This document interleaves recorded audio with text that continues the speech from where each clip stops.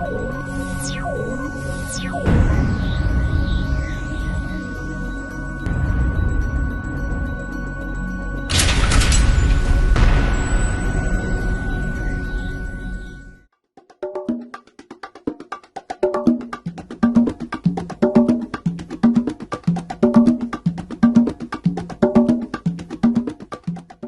to Africa Express. Today we are going to Nigeria.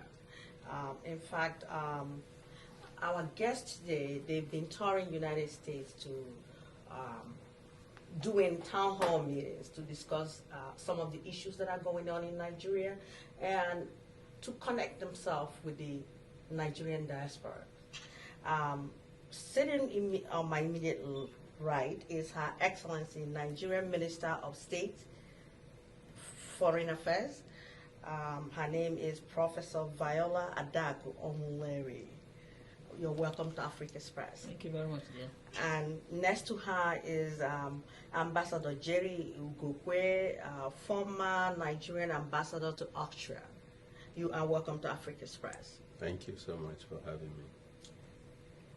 Madam Minister, you have quite an impressive resume from academia to politics. Could you tell the audience who you are really? Well, you've mentioned my name. Before this appointment as the Minister of State, one for Foreign Affairs by His Excellency, the President of Nigeria, Dr. Goodluck Ebele Jonathan, I was in academics. I was a lecturer at the University of Jos, rose to the position of Professor of Biochemistry, rose to the chair of Biochemistry at Jos, before I went over to the Federal University of Technology at Owerri, also as a Professor of Biochemistry. Before then, I was in the area of HIV and AIDS research and practice, and in 2004, I was elected to represent the African sub-region on the Governing Council of the paramount body of HIV professionals in the world, the International AIDS Society, Geneva. I served for the first 4 years. I was re-elected in 2008. I was also elected then to serve on the 9-member executive committee of that organization. And within that period, I had also moved around the world, talking HIV and AIDS, projecting the issues in Africa and elsewhere in the world, and engaging the entire world with Africa on the HIV issue. And later, I delved into politics, and I ran as a deputy governorship candidate in our state, in Imo State, before I was then appointed Honorable Minister and posted to the Ministry of Foreign Affairs. And so here we are. So here we are. Ambassador, what is the purpose of your mission? You guys have been traveling around the country, various countries, basically, with a message from the President of Nigeria. What is the mission? Well, the mission is very simple. The President and Commander-in-Chief of the Federal Republic of Nigeria, Dr. Goodluck Ebele Jonathan, has set off a transformation agenda for the country. And in that transformation agenda, it is his wish and desire for Nigerians in diaspora to participate actively in the process of transforming Nigeria. As a matter of fact, he believes that the transformation of Nigeria lies squarely on the shoulders of Nigerians who are in diaspora. So he has made it a point that we must hear from Nigerians in diaspora, we must dialogue with them, we must get ideas from them, we must begin the process with them. That's why we're here, to go around, hold town hall meetings with Nigerians who are in diaspora, have them give us an idea of what their own impression is on how to move Nigeria forward. And as you are aware also, the President has signed a bill that was passed by the National Assembly which establishes Nigeria Diaspora Commission, which will soon take off. And in doing that, it is important that the views of Nigerians in diaspora become part and parcel of that development. Ambassador, I'm going to deviate a bit. What is the status of that bill? Because I've been following it up. It has passed the National Assembly, has been signed by the President.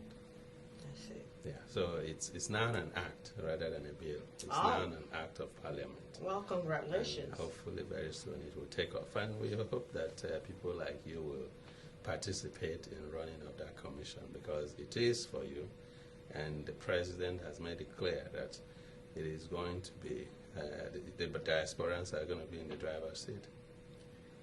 Thank you. Her Excellency, he mentioned the transformation agenda. Could you mention some of them and what Nigeria have done to implement some of them? Just a few. Yes, the transformation agenda, it's what the President has presented to Nigerians as how he's going to transform our nation to his dream Nigeria. The issues that he has put on table are encapsulated in this transformation agenda. And there are key pillars of the transformation agenda include credible elections and good governance, which already, had already been shown, expressed in our last election. We talked about excellence in education, improved healthcare services, eradication of poverty, trade and investment, especially foreign direct investment, foreign relations, engaging with the international community, security and safety, thought of improving and expanding our transportation, so that even now reactivation and increase in our railways, maritime ways too, the waterways are going to be improved upon, and a whole lot. We talked about gender equality and women empowerment. A major part of it also creation of jobs, youth employment, youth empowerment, and power. Power is very, very key in the transformation agenda.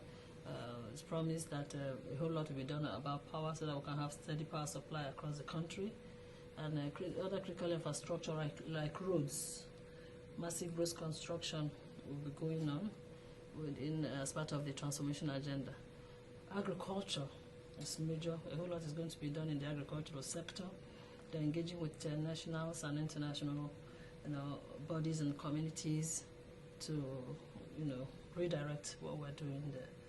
So it's a huge package that Mr. President has put forward, and like I said, all encapsulated in what is called the transformation agenda. And do you think this will be accomplished in 4 years? Is possible? Yes, with the goodwill and the zeal of Nigerians and political will of Mr. President, I believe he will do a whole lot. At least he will set the country, in the direction, in this proper direction, and others can do the rest. But I believe that in 4 years, a whole lot will be achieved within the transformation agenda. Ambassador, it is projected that the Nigerian diasporas could remit about 100 billion by 2015. Yes. Mm-hmm. If that is the case, Yes. why is it that the diasporans are not able to vote or have impact in elections?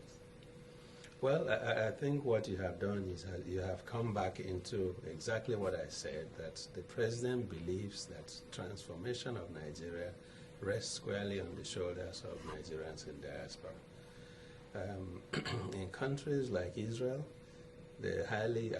whatever happens in Israel today depends on Israelis in diaspora. And that is the kind of formidable force we want to build. Nigerians in diaspora here can and will be able to lobby Congress, lobby the authorities, in order to direct in order to either make legislations or even assist Nigeria in achieving our goals.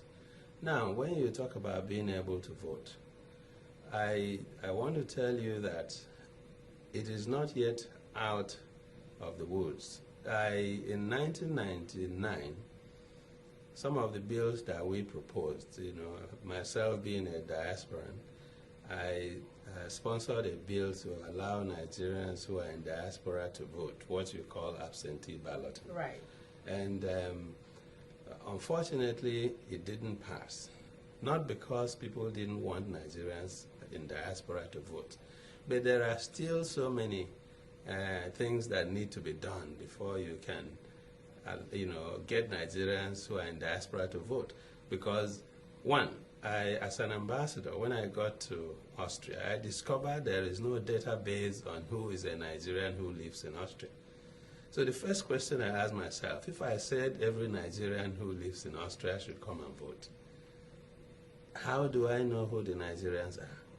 There was even an incident while I was an ambassador in Austria where somebody was killed. He had a Nigerian passport in his pocket. And when we properly investigated, he was a Ghanaian. So when you have all these issues not properly aligned, it will be difficult for you to begin to say Nigerians, or rather effectively have Nigerians in diaspora to vote. So what we did was we began to develop a database of all Nigerians who live in Austria. You know, this is difficult. Many Nigerians who are in diaspora, some of them are illegal aliens. Undocumented. Yes. And when we started it, people thought we were looking for opportunities to report them to the authorities, to deport them. But without having that database, you cannot start voting. It is very crucial. So I believe that even organizations who are, Nigerian organizations should begin to get their people together to have a proper census of Nigerians who are in diaspora. Until you have that and you have proper biometrics of everybody, what you are opening up, as I discover, is just a big opportunity for people who want to rig elections to do so. Because even in the Americas, if you go through the history, because while preparing that bill, I also went down the memory lane to find out exactly how it started in America. America voting, absentee balloting started with American soldiers, right, who were on foreign mission. And in that case, they were documented. They knew exactly who they are, how many they were.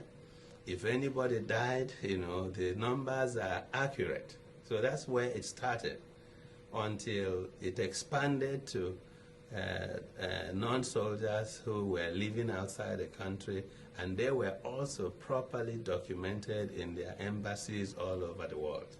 So the voting, once it is done through the embassy, when they have records of everybody, it is easy to quickly transmit that back to their country.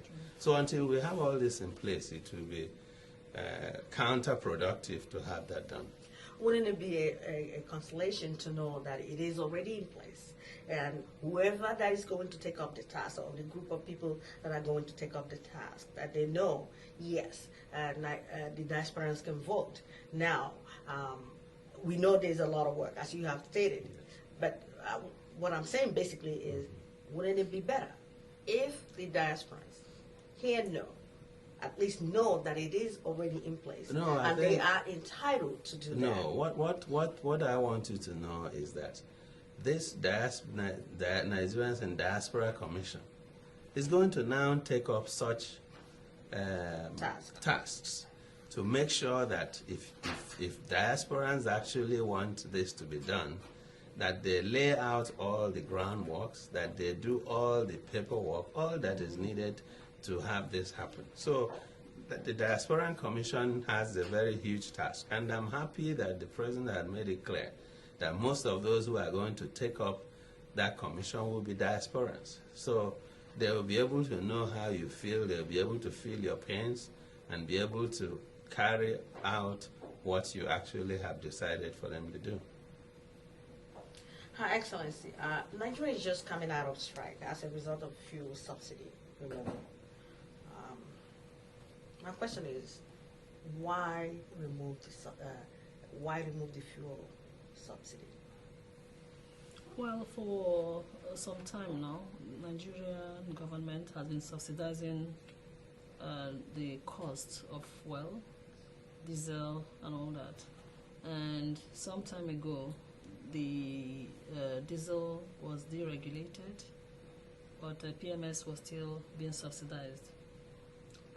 As time went on, it was found that it became clear that subsidizing the fuel is unsustainable because of the huge costs involved. We're talking about a country of 160 million people, and if each person uses even 1 liter of fuel, it's a whole lot for government to subsidize. We've been given the statistics, we've been given also the costs, that at some point you will have the price of fuel to be about 139 naira, and we pay 65, which means government, for every liter of fuel you consume or that you use, government pays 74 naira. And if you multiply 74 naira by a couple of millions, it's a whole lot of money. The subsidy money had continued to rise, and by last year it was over 1 trillion naira, and that was higher than even the budget for capital projects in Nigeria. And so government felt that enough was enough, that instead of just using the money to subsidize a consumption sector, that it would be better to redirect it to areas where the masses will benefit directly, and to the production sector. That will help in creating more jobs for our teeming youths that are unemployed.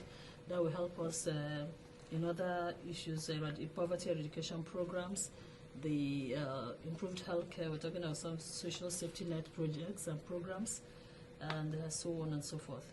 So government now discussed with a cross-section of stakeholders, the private sector, the traditional rulers, religious leaders, both Muslim and Christians, youth organizations, women groups, leadership of the legislature, and governors of states, and many other people.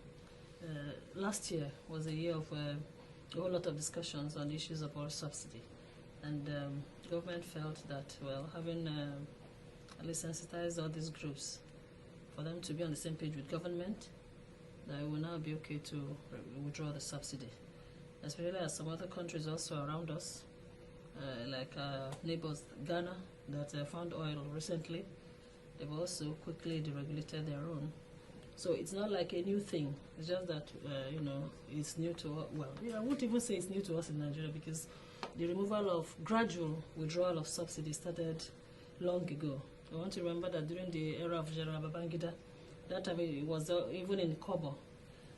The fuel price rose from 20 kobo to about 70 kobo in his regime, and it kept on and on. All the different regimes did gradual withdrawal. So His Excellency President Goodluck Jonathan felt it was time to just completely remove the subsidy and reinvest or redirect the funds, so that Nigeria would make the issue of subsidy a thing of the past. By the time you do gradual withdrawal, it continues to haunt us.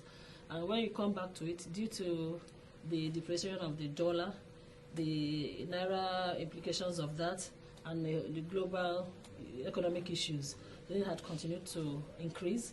So by the time you get back to it, you're like back to square one.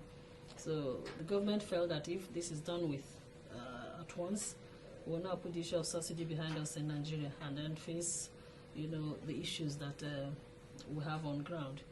And then that will encourage also competition in the oil sector. In a situation where you don't deregulate, investors find it difficult to come up. For instance, government had issued 20 licenses for those who want to come and build refinery, and none has been able to build because they felt that it was not profitable. At the point the government is regulating and being really in the center of that business. So if they deregulate, the influence of government there will be reduced a great deal. People will be able to just compete and be able to be part of what is going on. We also believe that in competition, like we have in the telecom industry, prices will also come down, because if you price yourself out of the market, people will just abandon your own and go to other areas. That's what happened with us when we started with the new issues of communication. In Nigeria, when we started with 090, a line was about 150,000. But today, some of the phone lines are even less than 200 naira. And that is what we foresee will happen if the regulation occurs in the downstream. In addition to that, it was also noticed that a whole lot of smuggling was going on because the Nigerian oil is a whole lot cheaper than that of neighbors. And with our ECOWAS treaty and a whole lot of other things, movement of man and material across the borders cannot be completely stopped. And the governments of the different countries were not really benefiting in that regard, and the masses were suffering it. So putting all together, you will notice that it will be healthier for everybody, both government and the people, if it is done and the money redirected.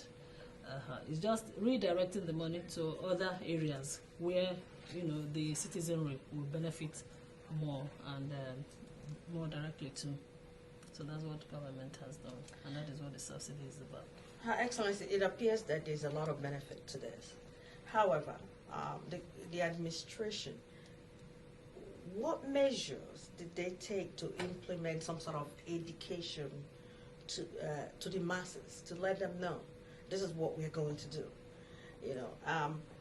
I've talked to a lot of people, and the reception I get is, okay, we don't trust our leaders. We don't trust that they're going to put the money where they said they're going to put it. Now, my own concern is that it would, like you have explained, that it had to be done immediately. It was done abruptly. Is there something, some sort of education to educate people, like you have explained to me, in Nigeria, what the benefits are to this, and what the layman, was there something in place prior to that? Yes, in terms of education, I had talked about the different stakeholders government discussed with. The state governors are part of this project, so they were also supposed to go back to their states and educate their people. Individuals who had been invited, religious leaders, traditional rulers, were all supposed to also go back and tell their people what is going on. The media, education was also on, and so people were supposed to learn from all these. And having said that, government met with the National Union of Road Transport Workers so that they'll make sure that transportation doesn't go offhand. Because if you increase just the price of fuel, it does not mean you've increased the price of the vehicle. It does not mean you've increased the price of the parts of vehicle. And these are all components of what helps one to fix the price of transportation. The transport economics, those in that area, had computed to say what the PMS does, constitutes about 26% of the price of, transportation. So if the 26 is increased, it doesn't mean the entire cost of transportation should that increase. And that's what we're trying to explain to Nigerians, because people now exploited the situation, unfortunately, but I'm sure many people are coming back to reality. When we now said, "Look, this is what it's supposed to be," you had no business increasing. Those of you that are using diesel-driven vehicles, you had also no business increasing the cost of transportation.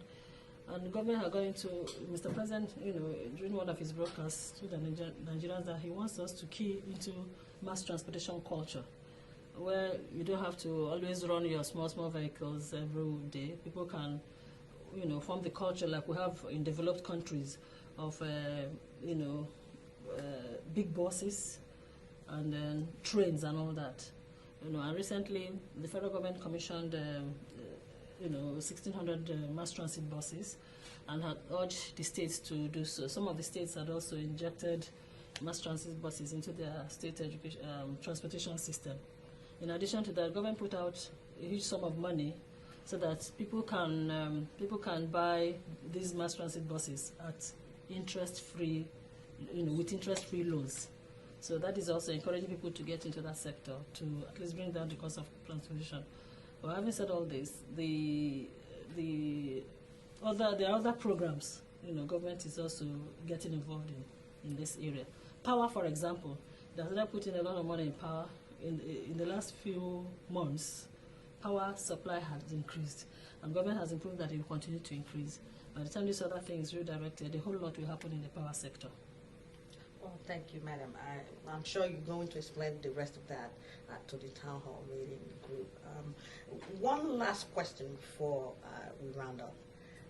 Ambassador, the security has become an issue in Nigeria, especially in the north. What is the government doing about it?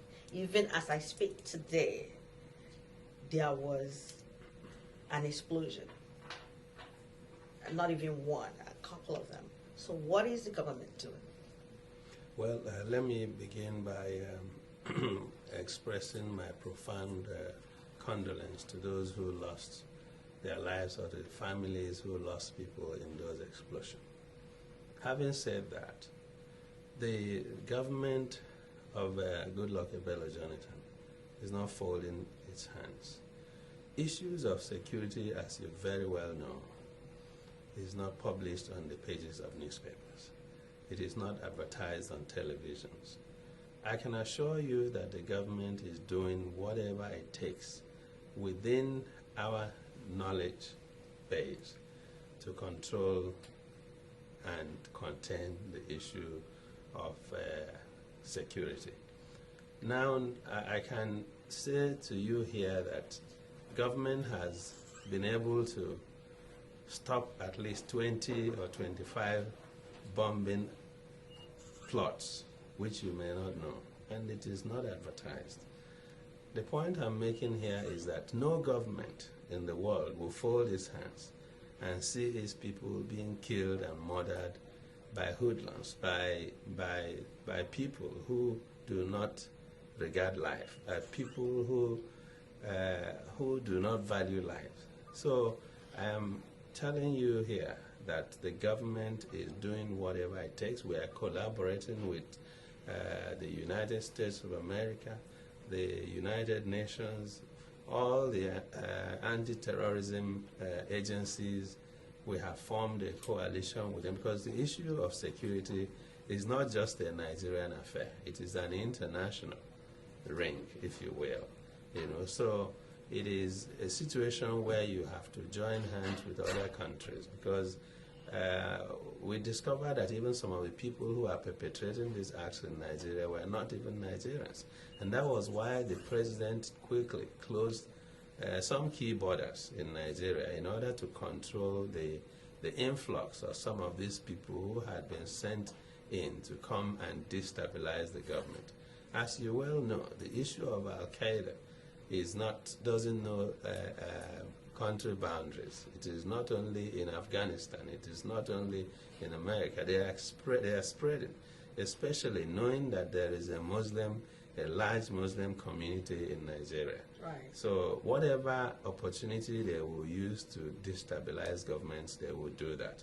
But I can assure you that the government is putting in everything it can. For example, in Abuja now, we now have started installation of cameras, which will cover the entire Abuja with a command and control center, where it will be possible that whatever you do on the streets or in the corners of the streets can be seen right there at the command and control center, and the tapes will be watched and you can be traced wherever you are. So those are some of the things we're doing. But I can assure you, government is not folding its hands. Thank you. Her Excellency, in terms of your mission around the world, you have an opportunity to talk to Nigerians in diaspora. What message would you give to them in terms of what's going on in Nigeria?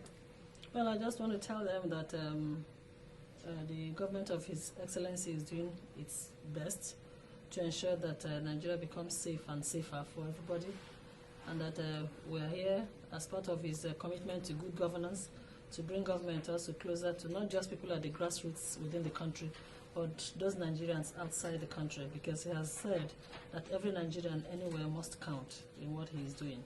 So we'll come to get their own views and impression, and then tell them what their government is doing for them way back home, to encourage them also to be part of the project over there, and let them know that they're welcome anytime at home.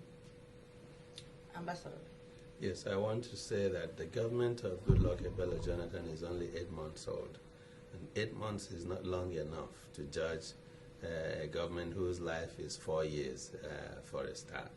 So I just want to say that we are doing everything possible to make Nigeria a better place than we found it. And that's the message we're bringing to you. Well, thank you, Her Excellency, for being on Africa Express. And Ambassador, thank you for making the time to be on the show.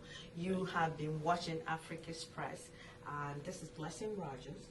Please do continue to watch us on this same channel, same time, and the same place. And Africa Express was there at the town meeting in Boston.